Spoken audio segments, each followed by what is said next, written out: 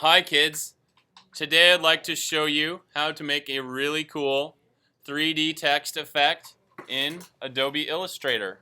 Let's get started. For this project I'll start a brand new Adobe Illustrator file, and I'm going to name this file something like this: your name and 3D text, 3D text. For this one and for some of the coming projects, it will be best to use a basic RGB profile. And for this one in particular, I think it would be best to do a wide project that's wider than it is tall. For the size, it depends how wide you want it to be so that you can fit your text in. And I think this one's going to be fairly wide compared to the height. So I'll put OK. So you can see how it's a wide project right now. If you wanted to do your text going vertically, hey, that's cool. You should make a vertical project or portrait orientation instead of landscape. This is landscape because it's wider than it is tall. The most basic part of this project involves creating a text box. And I'll make my text box so it's not filling up the whole project yet, because all of the things that I do to it will make it a little bit bigger. Within this text box, I'll just make something really generic right now. 3D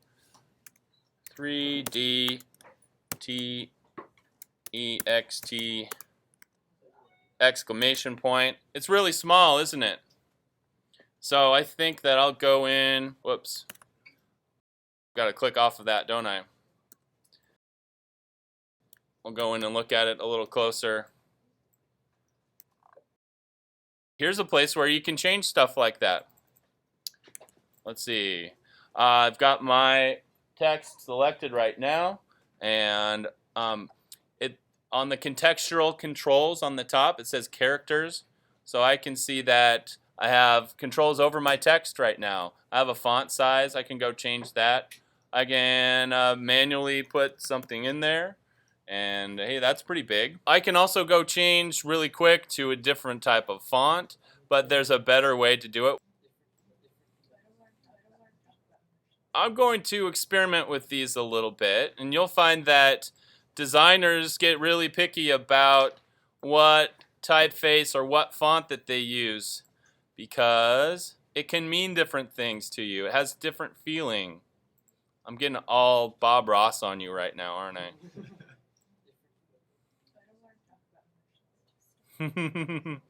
So I'll try some different things. You might be able to change it to a bold or a narrow or different things like that. Let's see. I'll just do this. I don't know. I want something I can make bold. Does it have a bold? No. Oh no, definitely not going to work, huh? This one I know has a bold. Okay, I think that looks kind of neat, bold.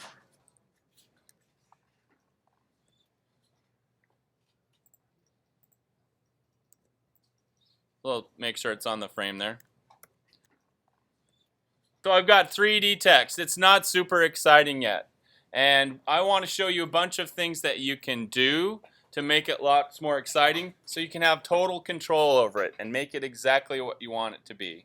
Anybody ever see, or are they familiar with the Indiana Jones logo? Yeah. How it looks like it's 3D and it's kind of going off in a direction, and it looks like you're looking at it kind of from the side and from below, and it has an interesting shading on it. So we're going to do something kind of like that, except with our little 3D text right here. The very first thing that you have to do is to break it up into vector shapes. Right now it still is just text that I could retype and I can edit. If you wanted to use your, let's see, I have to select that first. If you wanted to use your free transform tool in Illustrator, if I free transform text, it's actually working like a vector shape right now, although it's not. So if you want to do something really fast in Illustrator and then free transform it, that's definitely an option that you could do. But what I will show you next will give you so many more options, it might explode your brain. So I just have my text box selected right now. And in order to change this into vector shapes, here's what you do. Go to type at the very top and bring it down to create outlines. A lot of printers or places where you might send your artwork to will ask you to create outlines so that they don't have to install the same typeface or the same font that you have, especially if it's a crazy font. But you can see right now when I did that, it made a vector shape out of everything right there. I think I'll change the fill on these so that you can see it easier. Let's see, if I make it magenta, you can see the blue on the outside, right? You can see that it has a vector path, yeah. So once I've done this, I can start doing cool things with my art or with my text. I can go and use my direct selection tool. Number one, I can move those around. I don't really feel like doing that right now. But I can go in and edit each of those anchor points and change them however I want to. It's kind of cool. You can make a custom font just by doing a couple of things like this. And in fact, if you want to make your own original font, this is a good place to start. Editing characters in somebody else's. Let's see, if I hit shift, I can just grab those two, move those. It's kind of fun. Let's see, what I want to keep this kind of similar to my E and my other T. So this is a good way to start. You like it? Is it cool? All right. Glad you like it. That's kind of weird looking. Like a pig nose. I'm going to change it so it's less piggy. Pretty fun. Maybe I'll do this one. So it's my own custom typeface now. Sort of. All right, we'll do a lot more things to it. So that was just the beginning. Now, if I have something that is all paths, all vector paths right now, I can start doing some of the other things with effects that I may have just touched on before. If I go to Effect, and the first one I want to work with is inside Warp. So let's go Arc Lower. And I have a little control here I can use. When I work with these controls, it's a lot more fun to hit preview so you can see pretty live what it does. Just kind of doing what it says, arc lower, so I can make it arc up or I can make it arc down. Let's see, let's look at some different effects. I can arch the entire thing. So there we are, just kind of bending the whole thing up, bending the whole thing down. This flag idea. So it looks like it's kind of waving in the wind. You might want to do one of these to your project. There's bulge, that's kind of cool. Make the top and the bottom extend out. You can make it look like it's in a fisheye lens. I'll hit OK to keep it. Now you can see that there is an original path that's up there, and you can also see the version of my text that's been made by the effect. Now say that I put an effect on it and I want to change it, I want to make it more, I want to take some away. Would you go up to effect and add the same effect again? Yes. That is only going to give you problems. So think about this. If you do a math problem and you have a variable, and the variable is the same math problem that you put in there, and that has a variable and it has the same math problem in there, the more you put in there, the more math you have to do. That's what you're doing if that happens. So if you're using effects and you want to change the effect that you have, the best place to go is to Appearance. I have my object selected, I'm hitting Appearance, and it shows me the things that I have on there. Right now it says Warp, Arc Lower. So if I go click on it, it lets me go change it some more. Instead of adding the same effect to it, it's a lot better to go change your effect that you've already added. Same thing with blur that you probably already did. The next thing, if you put the same effect over and over on it, it'll get really complicated.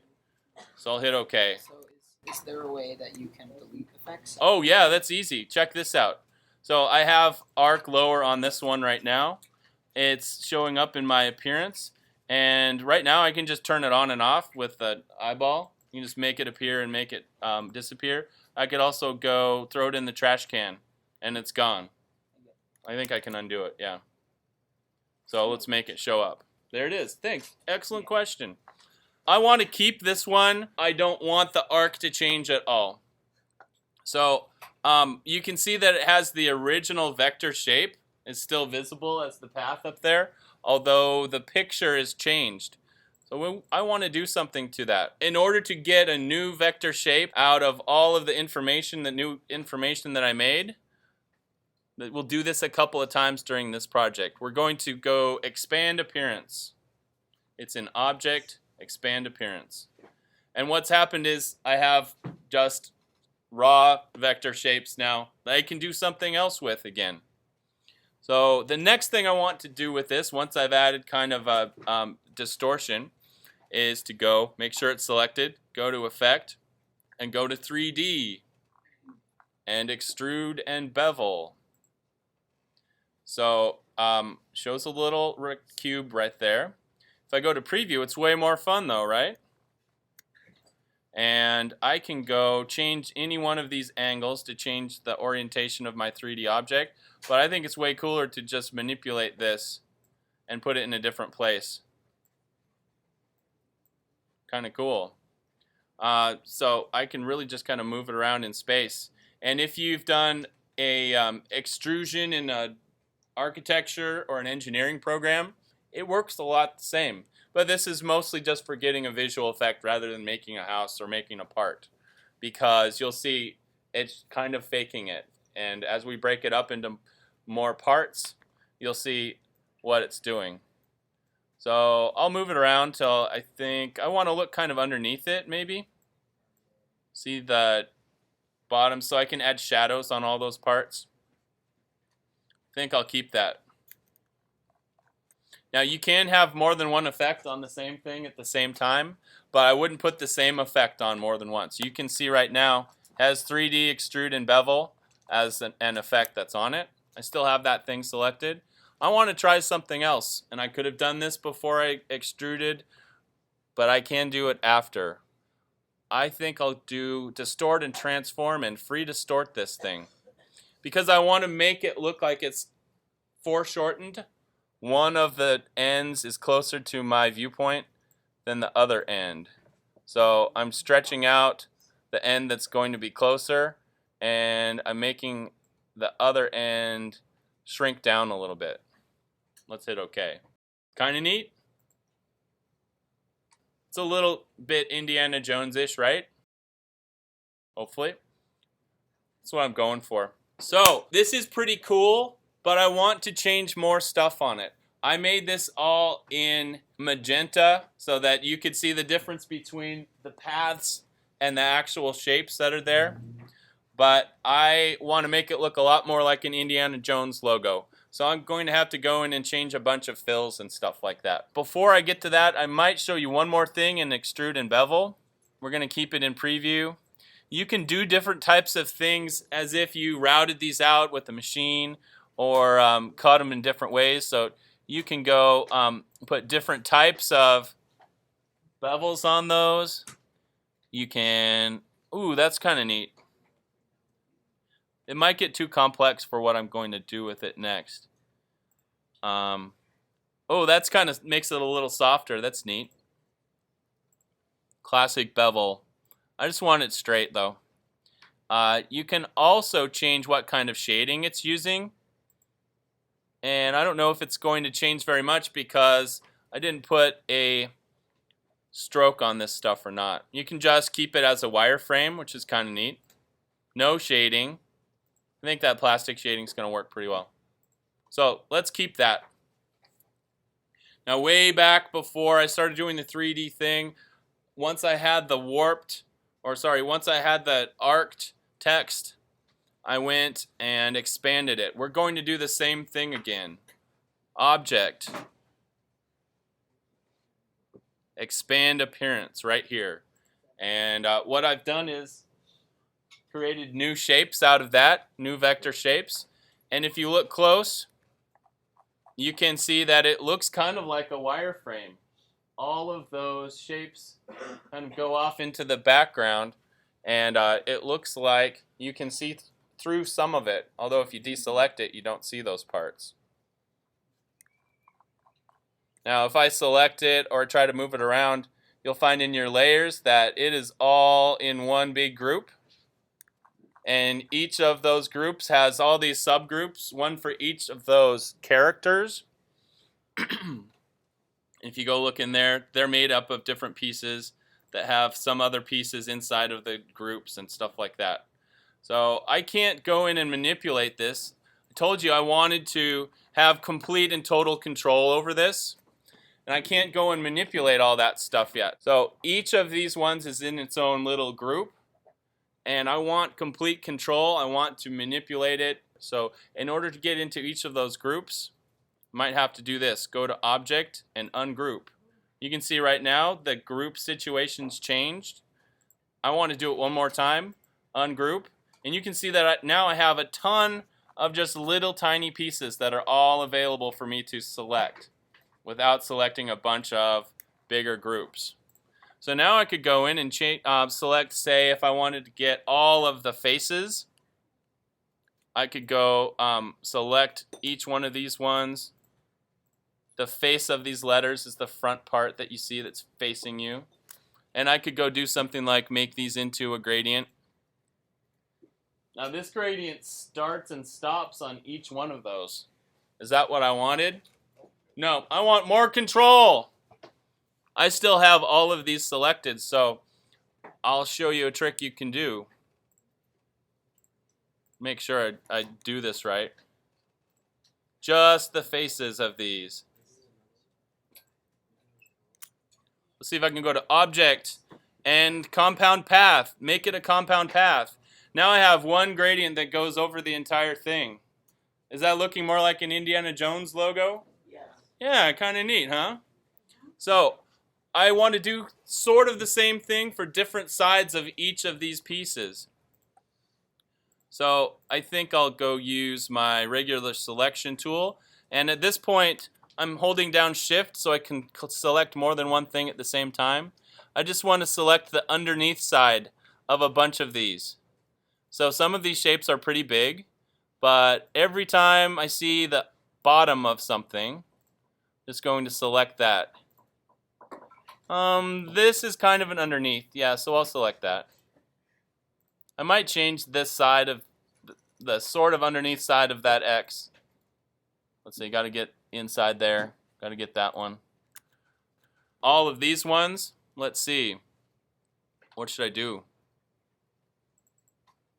I'll make them all kind of a darker orange.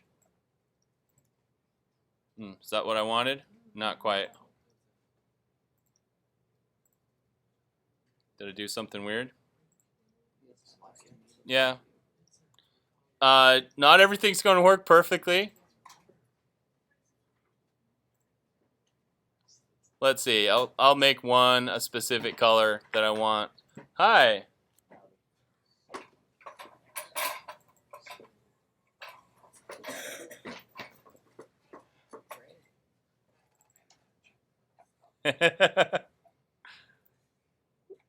Why?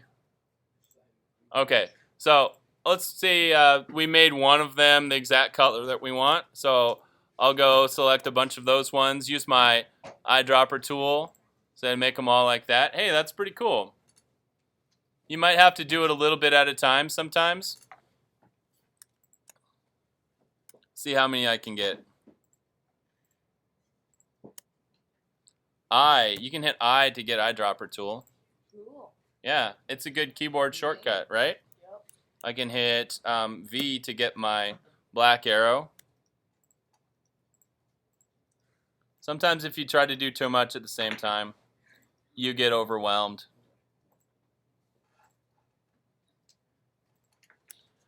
I for eyedropper.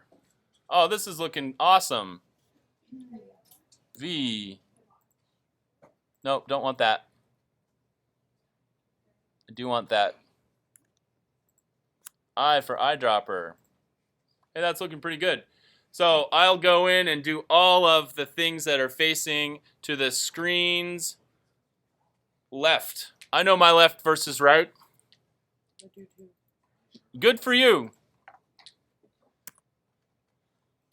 So I might have to go in and tweak this for a little bit, but you can kind of see what's going on. Not going to do it too much more because I want to give you a chance to work. But you might think about everything that's on screen left. We would make one color. Actually, going to do just one first.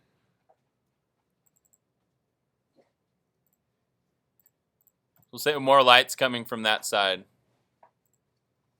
No, want that. I got stuck in isolation mode, sorry. Kind of like the negative zone.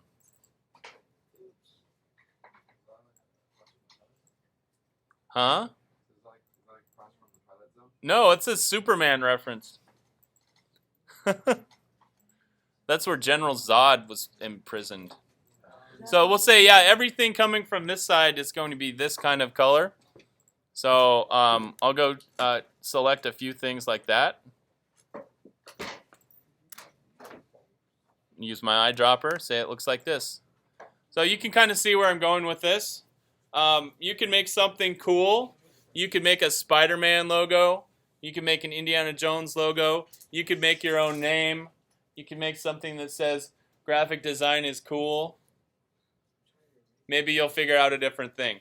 I think you can keep going like this. If you're done, say you're completely done, the next few projects that are skill builders, they're kind of how to do a basic logo. We're going to export all of them as PNGs, portable network graphics. And all you need to do for these little skill builders before we get to the logo is go to File. It's an export to make a PNG. I'd use the artboards. Make sure it's going into a good place. T-shirt designs, that's not where I want this. Demonstration projects is good for me. Yours will be in a different place for you, right? Yep. Export. 300 pixels per inch is pretty good for these. Transparent background means that you could place it into a page layout project easily. Hit OK. Listen to this guy. He took graphic design 1 and 2. Yeah. Your final is going to be interesting.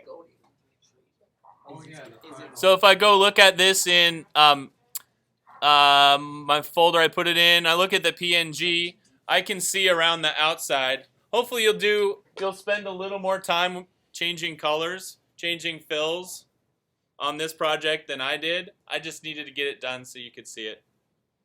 Pretty fun? Yeah. It's a fun project. It wouldn't take you very long. You could probably do it in one class period if you busted your butt.